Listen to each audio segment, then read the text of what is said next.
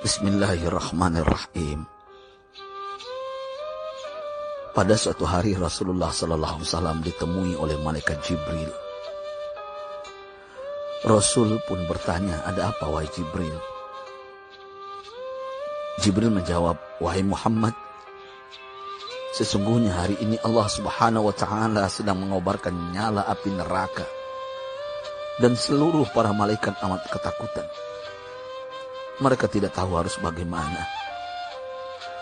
Untung aku ingat," kata Jibril, "bahwa engkau Muhammad adalah sumber cinta dan sayang Allah Subhanahu wa Ta'ala kepada alam semesta.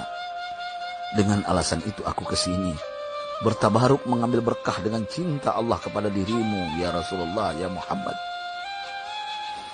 Rasulullah terdiam beberapa saat, kemudian bertanya lagi, "Wahai Jibril, ceritakan padaku bagaimana neraka itu sesungguhnya."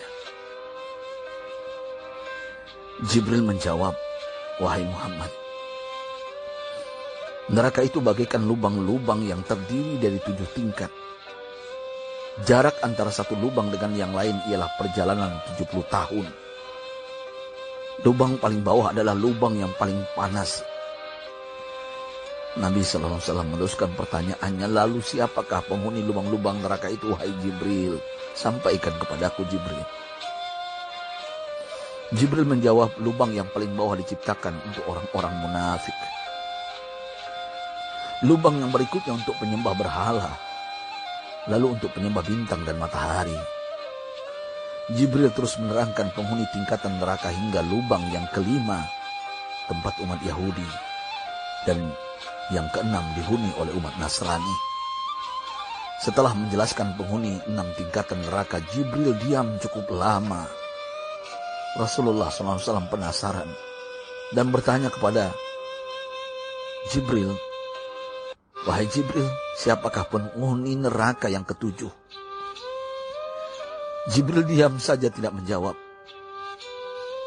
Rasulullah SAW mengulangi pertanyaannya, tapi Jibril tetap diam. Rasulullah tambah penasaran dan mendesak Jibril agar dijawab pertanyaannya.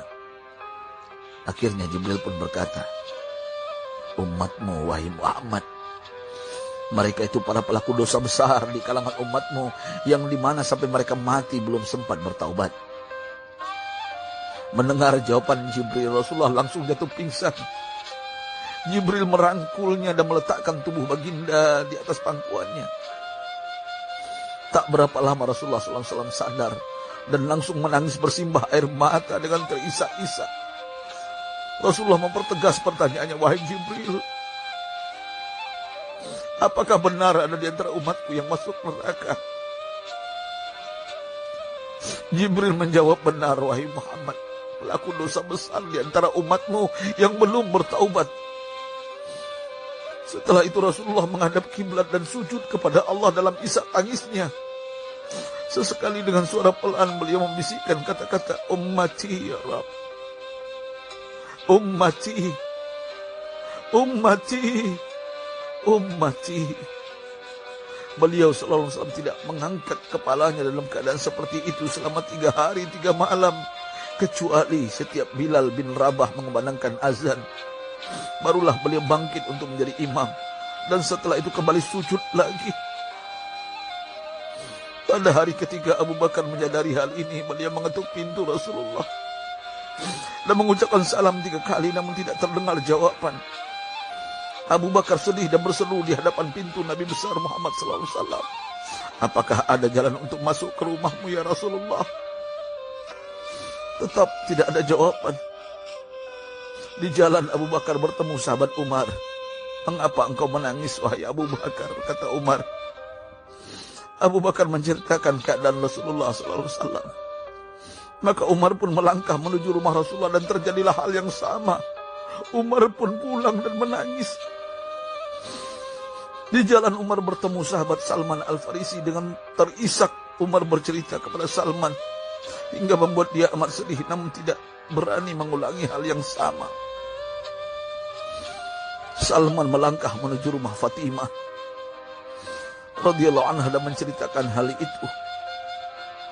Setengah berlari Fatimah menuju rumah ayah tercinta dan mengetuk pintu sambil mengucapkan salam. Mendengar suara lembut putri tercinta, sejuklah dada Rasulullah. Beliau bangkit dari sujud dan membuka pintu. Alangkah terkejutnya Fatimah melihat Rasulullah, ayah tercinta, amat kurus dan pucat. Fatimah memeluknya lalu menangis. Wahai ayah, apa yang terjadi? Mengapa engkau amat sedih seperti ini? Rasulullah kembali menangis dan berkata dengan suara lirih, wahai Fatimah, belahan jiwaku, bagaimana mungkin aku tidak sedih sedangkan Jibril mengatakan akan ada kelak umatku yang akan masuk neraka. Subhanallah, betapa besar cinta Rasulullah kepada kita umatnya. Sahabatku, Rasulullah mencintai kita.